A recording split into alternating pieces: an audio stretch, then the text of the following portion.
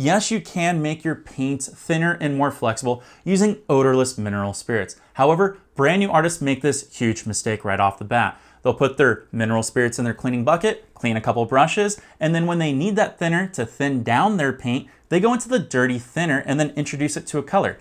You don't want that. That dirty thinner has many different pigments in it and it's got particulates, which means once you introduce it to something like a bright color, it's drastically gonna dull it down and you'll really notice it during the drying process. So what do? Well, I highly recommend get yourself a glass container.